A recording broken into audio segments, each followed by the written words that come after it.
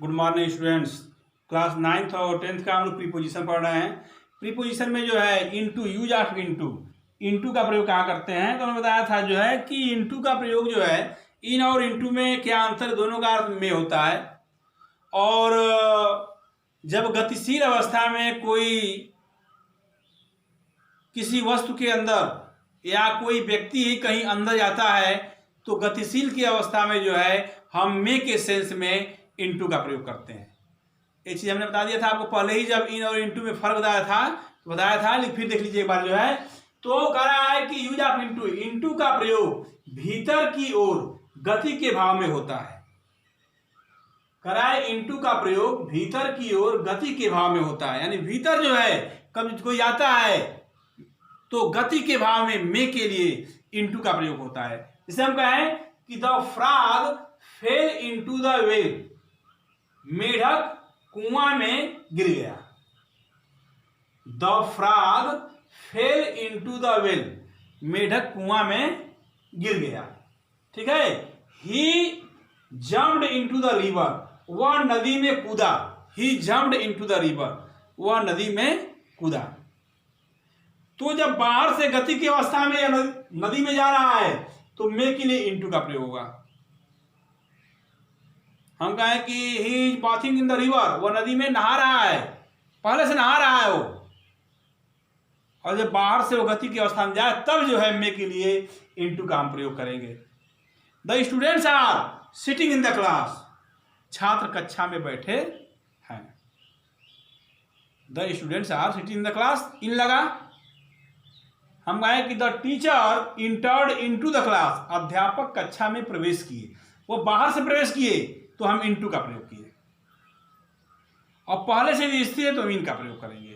तो इनटू का प्रयोग जो है में के सेंस में, जब कोई वस्तु किसी वस्तु के अंदर कोई व्यक्ति या कोई भी एनी पर्सन चाहता है तो जो है वहां इसके लिए हम इनटू का प्रयोग करते हैं। ठीक है। और जो है आगे कहां प्रयोग करते हैं इनटू का? इनटू का प्रयोग एक माध्यम से दूसरे माध्यम में या एक अवस्था से दूसरे अवस्था में परिवर्तन के लिए होता है। कह रहा है कि इनटू का प्रयोग एक माध्यम से दूसरे माध्यम में या एक अवस्था से दूसरे अवस्था में परिवर्तन के लिए होता है। ठीक है। इनटू का प्रयोग एक माध्यम से दूसरे माध्यम में या एक अवस्था से दूसरे अवस्था में परिवर्तन के लिए इनटू का प्रयोग। जैसे हम कहें कि ट्रांसलेट इनटू इंग्लिश, कोई हिंदी का वाक्य दिया हो, कहें ट्रांसलेट इनटू इंग्लिश, तो एक माध्यम है इंग्लिश, हिंदी माध्यम है और उसको इंग्लिश में करना दूसरे माध्यम में, तो एक माध्यम से दूसरे माध्यम में जब प्रयोग होगा तो इनटू का प्रयोग होगा। ट्रांसलेट इनटू इंग्लिश देखते हैं आपके लिखा जाता है, ट्रांसलेशन जब करना होता है लिखा ट्रांसलेट इनटू इंग्लिश। ठीक है। तो एक माध्यम से दूसरे माध्यम में प्रयोग करने पर हम इनटू का प्रयोग करते हैं। एक माध्यम से दूसरे माध्यम में, translate into English, translate into Sanskrit. ठीक। अब देखिए, या एक अवस्था से दूसरे अवस्था में परिवर्तन के लिए भी इसका हम प्रयोग करते हैं। एक अवस्था से दूसरी अवस्था, जैसे दूध से दही बनना, पानी से बर्फ बनना, एक अवस्था क्या है? दूध है, दूध से दही बन गया। पानी है और पानी से बर्फ बना तो ये एक अवस्था से दूसरी अवस्था में आ गया, तब वहां इनटू का प्रयोग करेंगे। तो एक अवस्था से दूसरे अवस्था में परिवर्तन करने के लिए हम इनटू का प्रयोग करते हैं। जैसे water turns into ice, water turns into ice, है ना।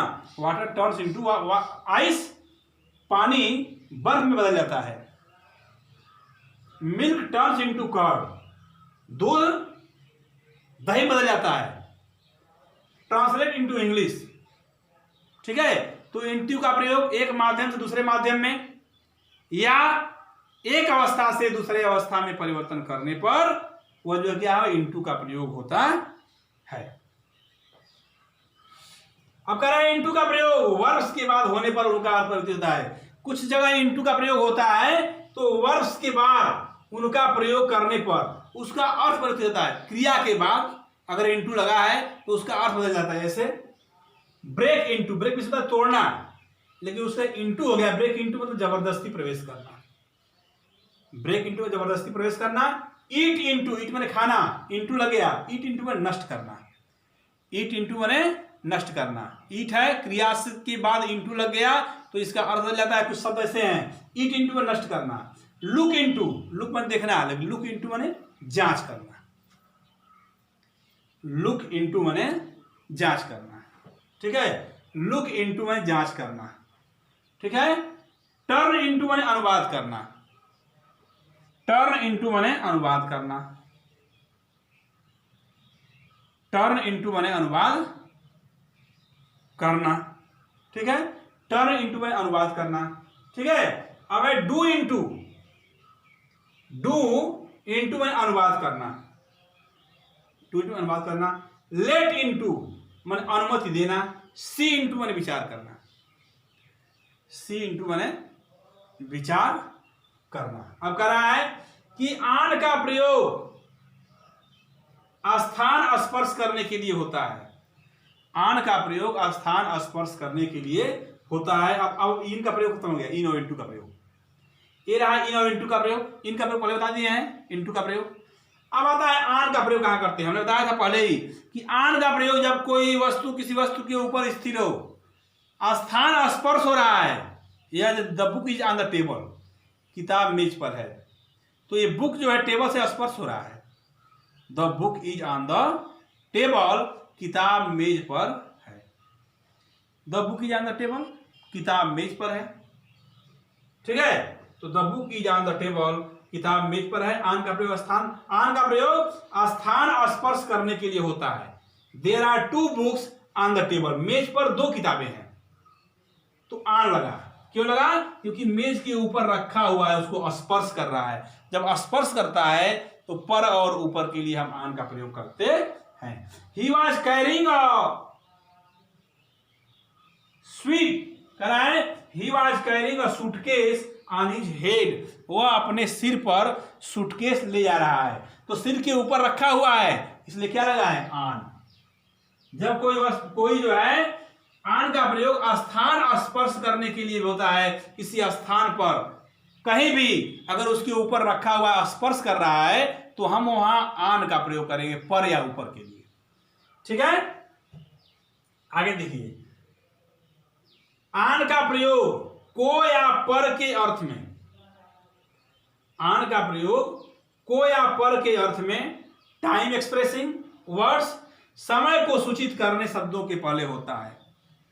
कह रहा है कि आन का प्रयोग को या पर के अर्थ में टाइम एक्सप्रेसिंग वर्ड्स, समय को सूचित करने शब्दों के पहले होता है। जैसे निश्चितता के भाव का, निश्चितता के भाव का, ठीक है, निश्चितता के भाव का। बोध होने पर, ऑन मंडे। अब दिन का नाम यदि आएगा तो हम ऑन का प्रयोग करेंगे। दिन का नाम जो 7 दिन है, ऑन मंडे, ऑन संडे। मैं रविवार को आऊंगा, आई शैल कम ऑन संडे।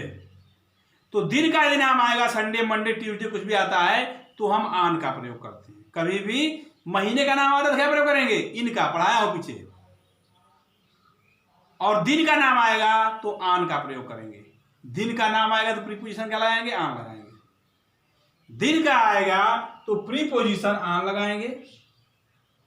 दिन आएगा तो ऑन लगाएंगे, on Monday, on Tuesday, on Monday evening.